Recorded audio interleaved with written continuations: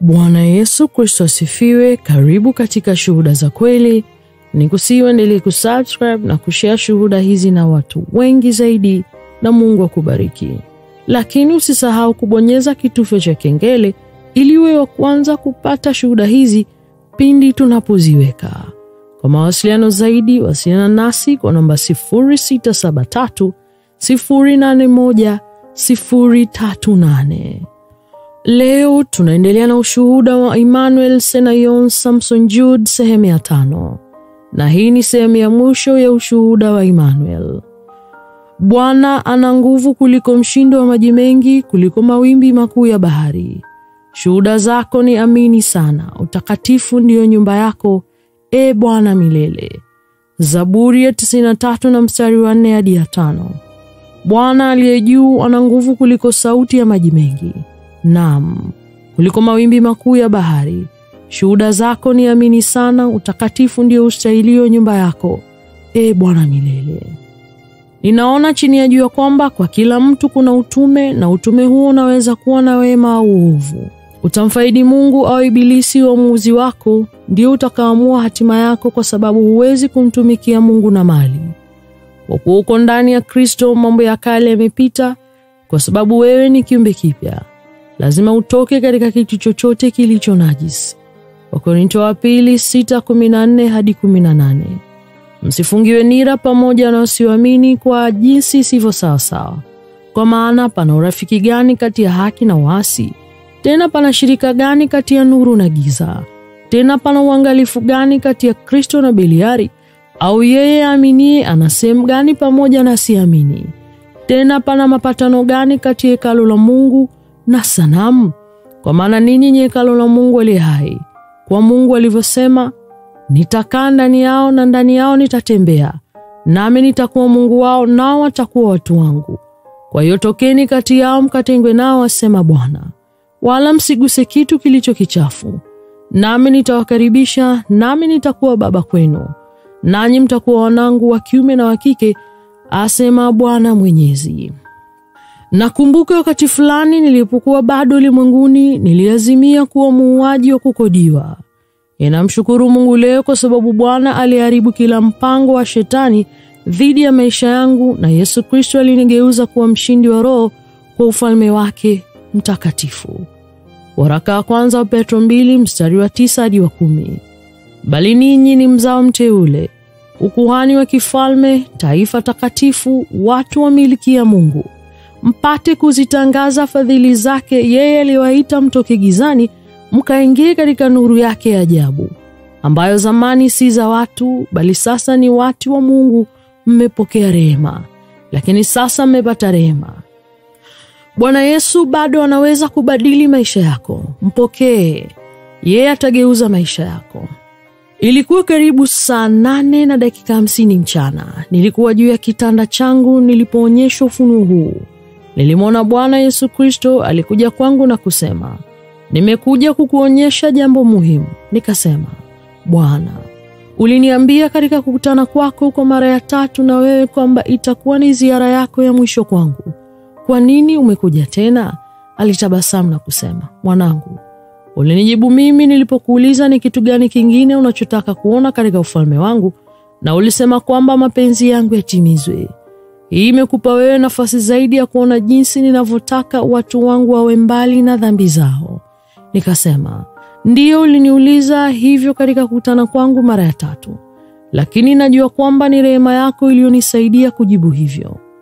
Zaburi ya 118 na mstari wa 1. Mshukuruni Bwana kwa maana ni mwema, kwa maana fadhili zake ni za milele. Bwana Yesu Kristo kisha akanipeleka mbinguni na kusema, mwanangu, umeomba katika maombi yako kuona nafasi ya nyumba yako, na lazima nikuonyeshe. Mathayo 7 mstari wa 7 hadi wa 8. Ombeni nanyi mtapewa, tafuteni nanyi mtapata, bisheni nanyi mtafunguliwa. Kwa maana kila ombaye hupokea, naye atafutaye huona, naye abishaye atafunguliwa. Hapo ndipo Bwana aliponipeleka mahali fulani mbinguni na akanionyesha nyumba. Niliona malaika wengi wakikimbia na dhahabu mikononi mwao, wengine wakiwa na maua, walikuwa wakipamba na kuongeza jengo. Nilimwomba Bwana niambie kuhusu mwenye nyumba, na Bwana akasema, mwanangu, ni mali yako. Nilitabasamu na kusema, lakini Bwana, niambie ni kwa nini malaika hao walikuwa kikimbia hivyo? Bwana alisema, kwa sababu ufunuo niliokuonyesha unawarudisha watu wengi kwenye njia nyembamba. Maisha ya maombi ya watu wengi sasa ni kama moto. Waliorudi nyuma wengi wamerudi kwangu. Kadiri roho zinavyozidi kutoa maisha yao kwangu kupitia ushuhuda wako, ndivyo nyumba yako itakavyokuwa kubwa. Waraka wa kwanza Yohana 4:4. Ninyi watoto wadogo, mwatokana na Mungu nanyi mmeshinda, kwa sababu yeye aliye ndani yenu ni mkuu kuliko yeye aliye katika dunia. Mathayo 11:28. Njooni kwangu ninyi nyote msumbukao na wenye kulemewa na mizigo, nami nitawapumzisha. Waraka wa pili wa Petro 3:9. Bwana hakawii kuitimiza ahadi yake, kama wengine wanavyodhani kukawia, bali huvumilia kwa ajili yetu. Hapendi mtu yoyote apotee, bali wote wafikirie toba. Hata hivyo niliona baadhi ya nyumba mbinguni ambapo malaika walikuwa wameacha kuongeza majengo. Nyumba hizo zilikuwa ndogo sana. Malaika waliosimamia walihuzunika kwa sababu ingawa walikuwa tayari kuzifanyia kazi, hawakuweza, kwa sababu tu mwenye mali hakuwa akifanya kazi tena kwa ajili ya Kristo. Nami nikapiga kelele, Bwana, kwa nini? Naye Bwana akasema, mwanangu, tazama vizuri sana. Nyumba hizi ni za wale ambao wameacha upendo wao wa kwanza. Wameacha kufanya mapenzi yangu. Hawafanyi tena kwa ajili yangu, lakini badala yake hiyo kazi kwa ajili ya mfuko wao wenyewe. Waliacha upendo wa kwanza. Waambie watubu na warudi njiani, maana wanaweza kuwa wamechelewa baadaye. Ufunuo 2:4-5. Lakini nina neno juu yako ya kwamba umeuacha upendo wako wa kwanza. Basi kumbuka ni wapi ulipoanguka, ukatubu, ukayafanya matendo ya kwanza. Usipofanya hivyo, nitakuja kwako upesi na kukiondoa kinara chako katika mahali pake usipotubu. Bwana alinipeleka mahali na kusema, mwanangu, tazama na uone atakaopata watu wangu. Nataka wavumilie na wawe na nguvu. Marko 13:13. Nanyi mtakuwa mkichukiwa na watu wote kwa ajili ya jina langu, lakini mwenye kuvumilia hata mwisho ndiye atakayeokoka. Na tazama, niliona mlima mkubwa sana na watu wasiohesabika walikuwa kiupanda. Niliona kuna baadhi ya sehemu za mlima huo zimejaa miiba, na sehemu nyingine ni moto, na sehemu nyingine ni laini sana. Hapo mwanzo sehemu zote za mlima zilikuwa rahisi sana kupanda. Katika hatua hii Bwana aliniambia, angalia vizuri sana na uulize chochote unachotaka kuelewa. Niliona baadhi ya watu ambao walikimbilia mlima huu na kuanza kuupanda kwa haraka na kwa furaha. Ghafla walifika kwenye sehemu zenye miiba za mlima huo, kisha wakakimbia chini na sikuweza kuwaona tena. Nilimwona Bwana aliniambia maana hili, akasema, hii inaitwa bidii ya kwanza. Hawa ni wale walioisikia neno langu na kulipokea kwa furaha. Walinikubali kama Bwana na Mwokozi wao binafsi, lakini majaribu ya anasa ya dunia yalipokuja, walianguka. Hawakuweza kustahimili kwa sababu wokovu wao haukuwa thabiti. Luka 8:13-14. Na hao penye mwamba ndio wale ambao walisikia, ulipokea lile neno kwa furaha, na hawa hawana mizizi. Huamini kitambo kidogo, na wakati wa kujaribiwa hujitenga. Na zile zilizoanguka penye miiba ni wale ambao walisikia, huenda wakasongwa na shughuli na mali na anasa za maisha haya, wasipate ukamilifu wa matunda. Luka 6:49. Lakini yeye anayesikia lakini asifanye, anafanana na mtu aliyejenga nyumba juu ya udongo bila ya msingi, ambayo mto ukiipiga kwa nguvu ikaanguka mara, na uharibifu wa nyumba ile ulikuwa mkubwa. Je, wewe ni miongoni mwa watu hawa? Tubu sasa uokolewe. Kisha Bwana kanionyesha Kristo wengi katika sehemu yenye joto ya mlima. Wengine hawakuweza kupita eneo hilo kwa sababu kulikuwa na joto kali. Lakini niliona kwamba baadhi ya watu hawakujali jinsi ilivyoumiza mwili. Walichotaka ni kumaliza kupanda, na kupumzika mwishoni. Nikatazama, nikamwona mtu amesimama juu ya mlima ule. Alipokea kila mara wale waliomaliza kupanda kwenye mahali hapa pazuri sana. Mahali hapo panaitwa lango la ufalme wa mbinguni. Isaya 35 mstari wa 8 hadi wa 9. Na hapo patakuwa na njia kuu, na njia nayo itaitwa njia utakatifu. Asiye safi hatapita juu yake. Lakini itakuwa kwa hao wasafiri wajapokuwa wapumbavu hawatapotea katika njia hiyo. Hapatakuwa na simba huko wala mnyama mkali hatapanda juu yake. Hataonekana huko. Walakini waliokombolewa watakwenda huko. Nikamwomba Mungu aniambie tafsiri yake, na akasema, hii ni mitihani ya imani ya watu wangu. Wakivumiliwa watakuwa wangu. Waraka wa kwanza wa Korinto 15:58. Basi ndugu zangu wapenzi, muimarike, msitikisike, mkazidi sana kutenda kazi ya Bwana siku zote. Kwa kuwa mwajua ya kwamba taabu yenu sio bure katika Bwana. Huyo nilimuuliza Bwana, je, hata hizo si zako hapo awali? Na alisema, mwanangu, nilitimiza kazi yangu kwa kustahimili majaribu. Kwa hili wokovu lidhihirika. Watu wangu lazima pia wapitie majaribu. Kama inavyosema, wale watakaovumilia hadi mwisho ndio watakaookolewa. Yakobo 1:12. Heri mtu astahimilie majaribu, kwa maana akiisha kukubaliwa ataipokea taji ya uzima Bwana aliyoahidia wampendao. Kisha nikaona wale ambao walikuwa wamefika kwenye sehemu laini ya mlima. Ilikuwa laini sana, kwamba wengi waliofika hapo walipumzika, wengine hata walilala. Bado wengine wakupumzika, bali waliendelea kupanda badala yake. Isaya 40 mstari 29 hadi 31. Huwapa nguvu wazimiao, na huongezea nguvu wale wasio na uwezo. Hata vijana watazimia na kuchoka, na vijana wataanguka, bali wao mngojea Bwana watapata nguvu mpya. Watapanda juu kwa mbawa kama tai, watapiga mbio wala hawatachoka, nao watakwenda wala hawatazimia. Tazama, wengi wa wale waliokuwa wamelala katika sehemu ile laini walianguka kutoka mahali pale na kutoweka. Mara nikasikia sauti yenye nguvu kisema, amka, amka, kwa muda ni mfupi wa kupumzika hapa. Na mara wengi waliokuwa wamelala sehemu laini waliamka na kurudi kwenye safari yao. Wengine wanaonekana na kupuuza sauti na kuendelea kulala. Nilimwomba Bwana nisaidie katika ufahamu wangu. Akasema, mwanangu, nimefurahishwa sana na uumbaji wangu ndani yako. Hakikisheni hili limeandikwa ili watu wangu wapate kujua kile kinachompata mtu wao wa kiroho. Ombeni maana ya jambo lolote ambalo ni gumu kwenu kuelewa. Nikasema, tafadhali niambie maana ya sehemu laini ya mlima huu. Bwana akajibu, sehemu laini ya mlima ni hali ya maisha ambao wengi huifikia. Wanafikiria kuna haja tena ya maombi, kufunga na uinjilisti. Timotheo wa pili mlango wa 2 na mstari wa 7. Fikiri sana ninayosema, na Bwana akupe akili katika mambo yote. Basi nikamtafuta Bwana niambie maana ya wale walioanguka kutoka sehemu laini ya mlima na kutoweka. Bwana akaanza kulia na kusema, mwanangu, wale waliokuwa wamelala wameangamia. Korinto wa kwanza 15:18. Kisha hao nao waliolala katika Kristo wamepotea. Pia nilimuuliza Bwana kuhusu wale waliostarehe na kulala. Alisema, hawa ni watu ambao wamefikia hatua ambao wanadhani vita vimeisha na kwamba hakuna tena haja ya kuomba na kufunga. Wanasahau kuwa nilipojaribiwa na shetani akaniacha kuwa ni kitambo kidogo tu.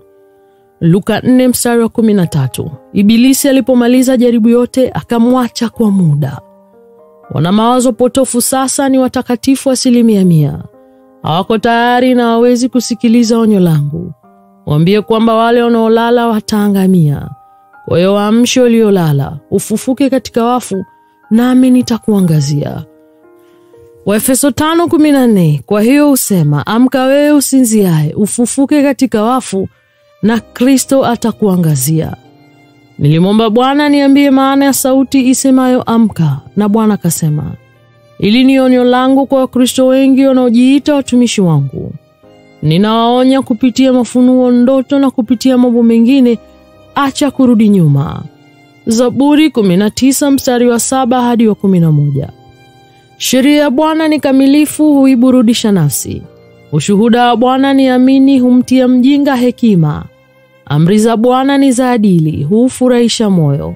Amri ya Bwana ni safi, huyatia macho nuru. Kumcha Bwana ni safi, hudumu milele. Hukumu za Bwana ni kweli na za haki kabisa, ni za kutamanika kuliko dhahabu. Naam, kuliko dhahabu safi nyingi.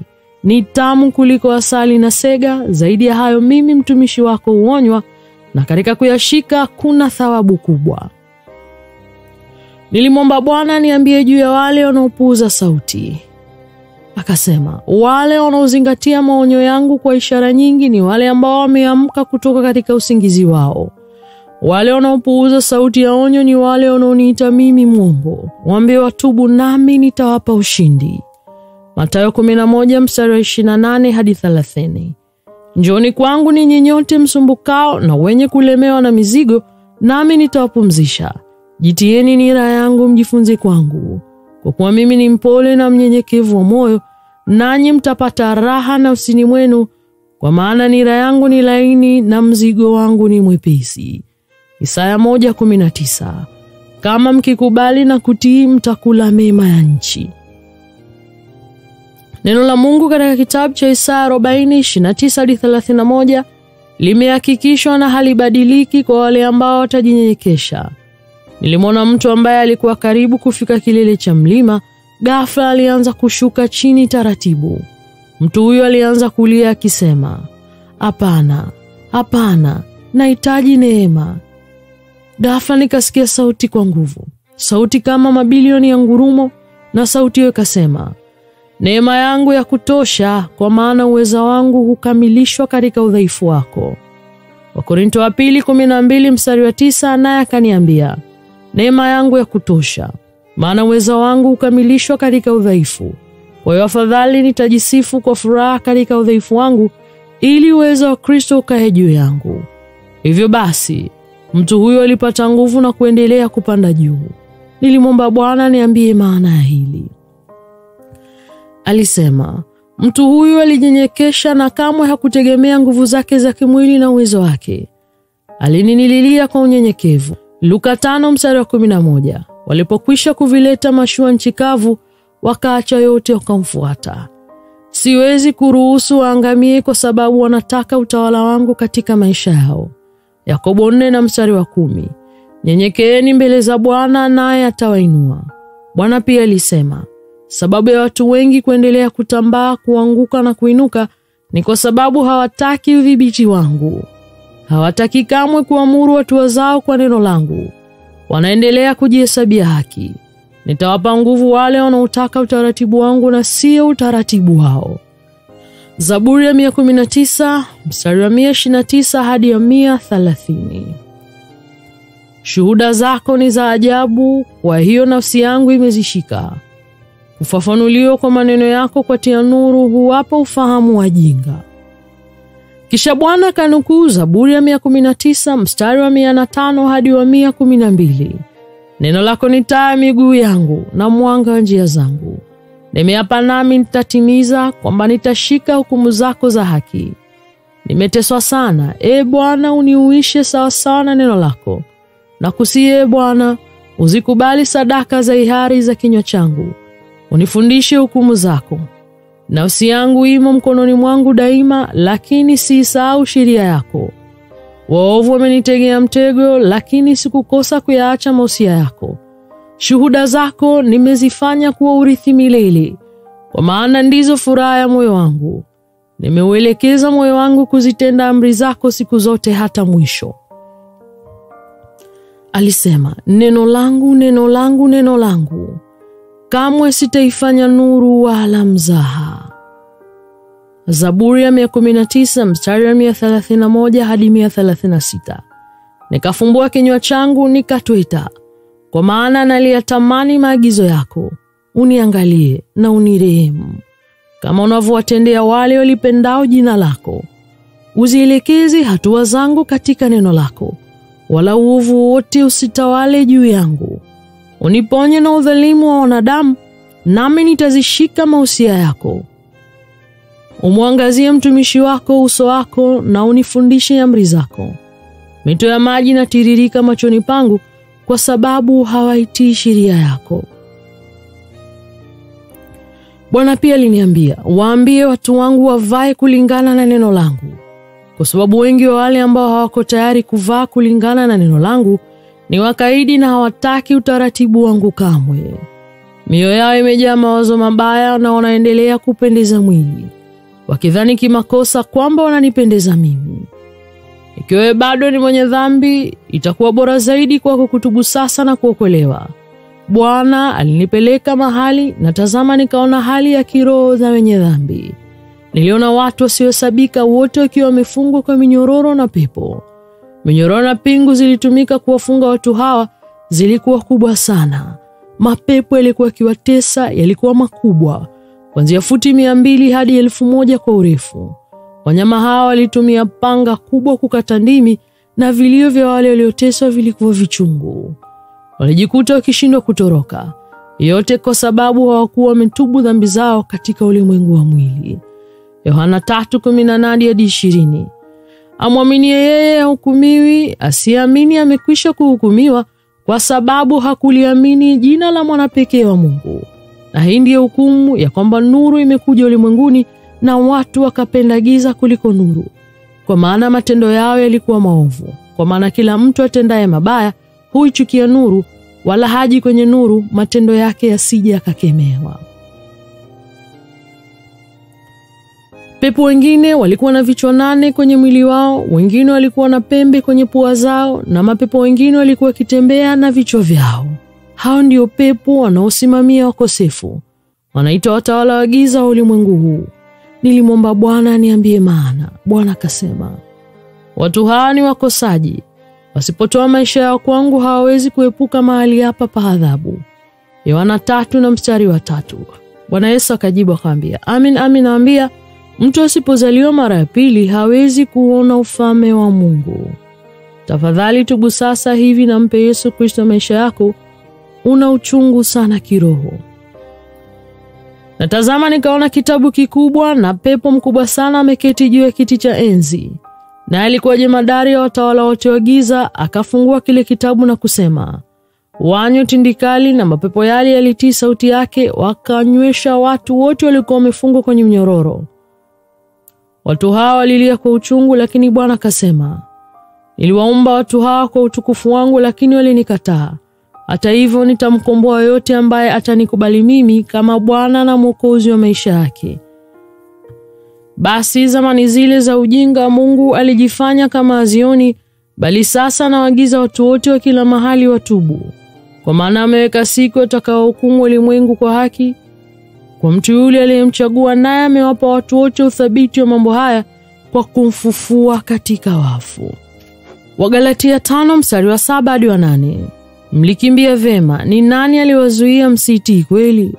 Ushawishi huo utoki kwake yeye awaitaye. Nilimwona bibi jina lake Akintola. Ingawa sikuwahi kumjua hapo awali, nilimwona akiwa katika maumivu makali. Alikuwa akilia kwa uchungu, kumapepo yakitumia zana za moto kung'oa meno yake. Kulikuwa na roho mwovu akimwambia, wewe mpumbavu, hukutaka kamwe kukubali kweli, kwa hiyo nitaendelea kukuumiza. Kisha nikamwona bibi huyo akiwa duniani, na nikamwona dada Mkristo akimhubiria kweli. Lakini Akintola alisema, acha nifurahie maisha yangu, siko tayari kuzaliwa tena. Wakorintho wa kwanza 15:50. Basi ndugu zangu, nisema ya kuwa nyama na damu haziwezi kuirithi ufalme wa Mungu, wala uharibifu kurithi kutokuharibika. Wakorintho wa kwanza 15:10. Lakini kwa neema ya Mungu nimekuwa hivi nilivyo, na neema yake juu yangu haikuwa bure. Lakini nalizidi kufanya kazi kupitia wote, wala si mimi, bali ni neema ya Mungu pamoja nami. Nilimwona mwanamke mwingine anaitwa Christina, na sikuwahi kusikia jina lake hapo awali. Alikuwa mzinzi.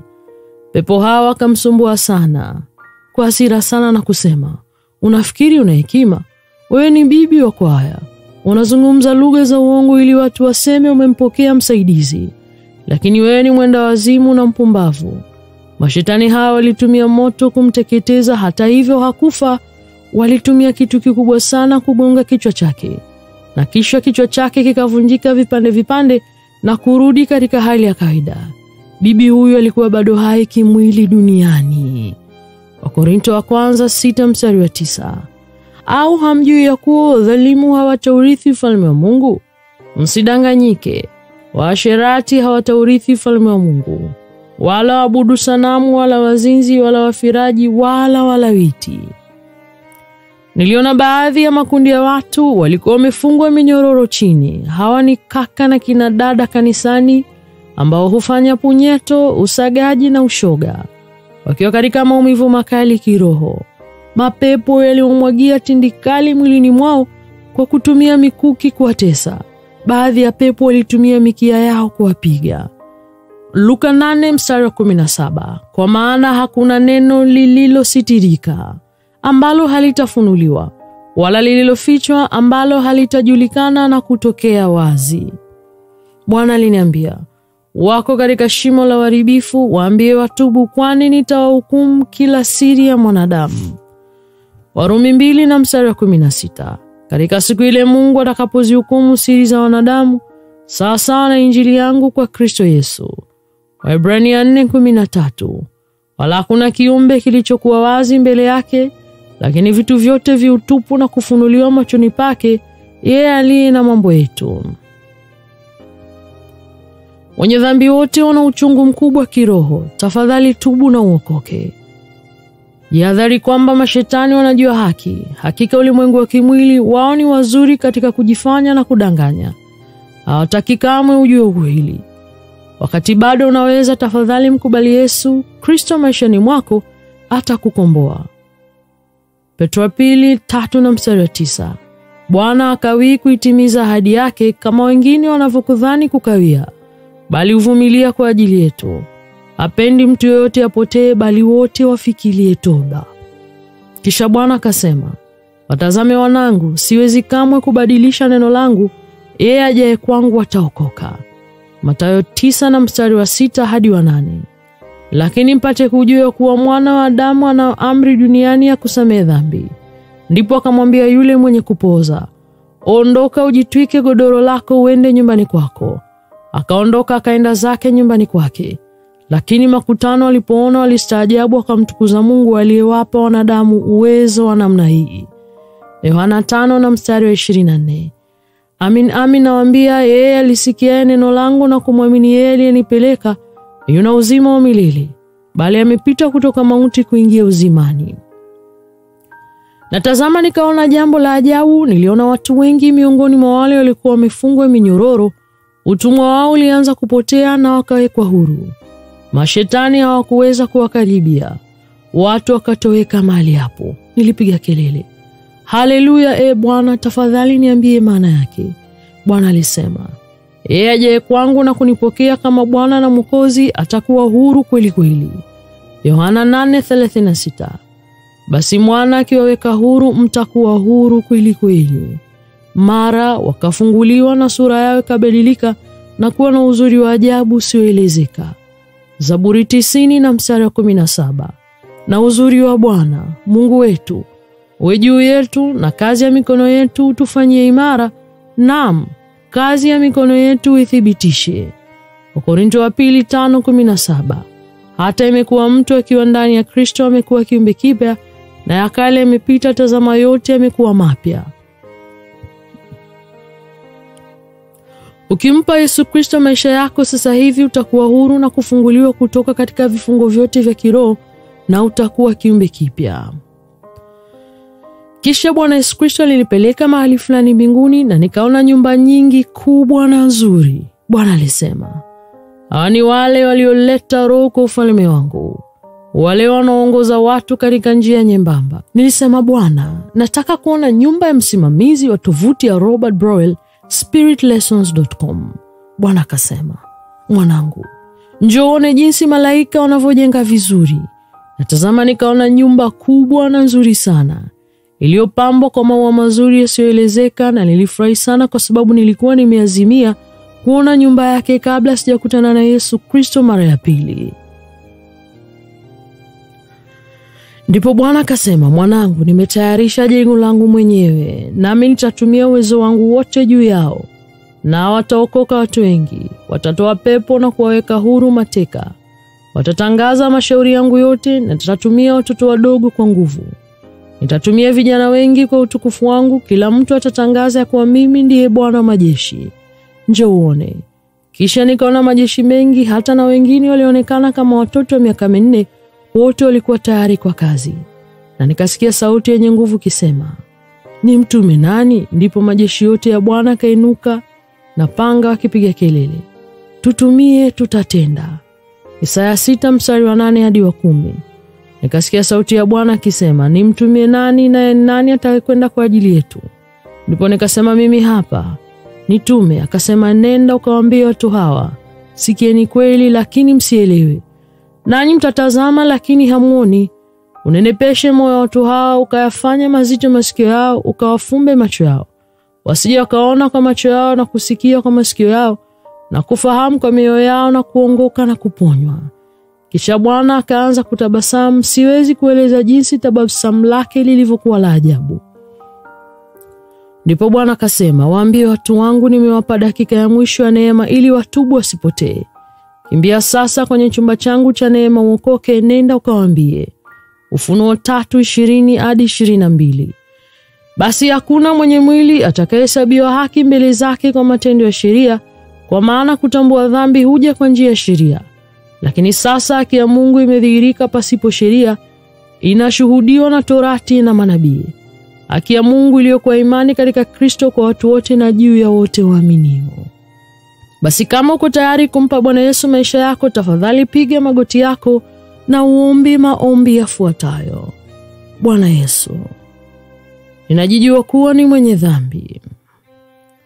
Najua nilikuwa gizani, lakini sasa niko tayari kufanya kile unachotaka nifanye. Tafadhali nisamehe dhambi zangu zote. Unioshe katika dimbwi la damu yako. Uniponye, uniimarishe, unitie nguvu. Nipe nguvu juu ya mwili na ufalme wako uingie maishani mwangu. Tafadhali andika jina langu kwenye kitabu cha uzima, na iwe na furaha mbinguni juu ya wokovu wa roho yangu. Na unitumie sana kwa misheni yako. Katika jina la Bwana wetu Yesu Kristo nimeomba. Amen. Na huu ndio mwisho wa ushuhuda wa Emmanuel Senyon. Basi nikusiendelee kufuatilia shuhuda nyingi zinazofuata. Kwa mawasiliano zaidi na ukuaji wa kiroho, wasiliana nasi kwa namba 0673 081 038. Amen. Mungu akubariki.